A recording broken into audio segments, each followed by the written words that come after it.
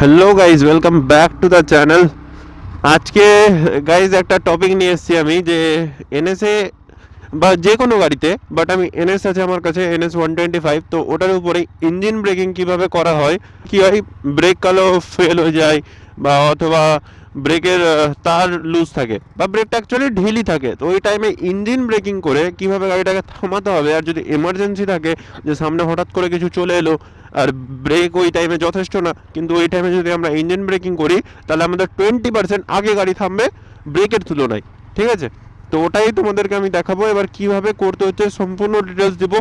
ব্যাস তোমরা এক কাজ করো, ভিডিওতে পুরোটা থাকো, এক ফোটাও স্কিপ করবে না। স্কিপ করলে কোথা থেকে কি ভুলে যাবে।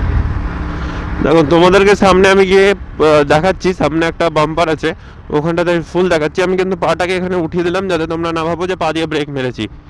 এবার ব্রেকটাও দেখো, এক্সিলারেটর ছাড়লাম, গিয়ার কমালাম, দেখো স্পিড কিন্তু কমে গেল।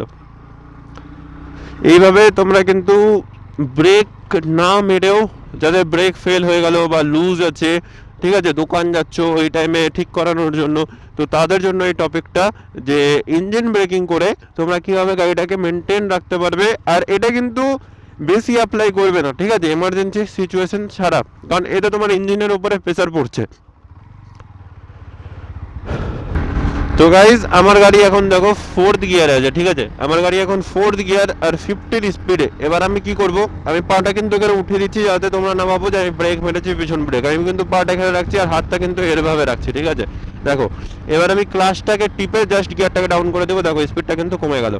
এই টাইমে কিন্তু তোমাদেরকে এক্সিলেটর পুরোটা ছেড়ে দিতে হবে, এক্সিলেটর ঘোরালে হবে না।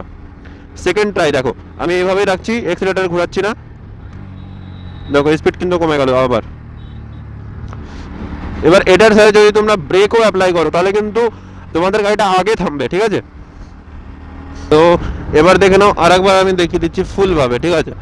দেখো 5th নাম্বার গিয়ারে আমি কিন্তু এটা ছেড়েই দিলাম, নাও ছেড়ে দিলাম, এটা পা আমার এখানে, দেখো থামলো, ক্লাচ ধরলাম, ছাড়লাম, স্পিড,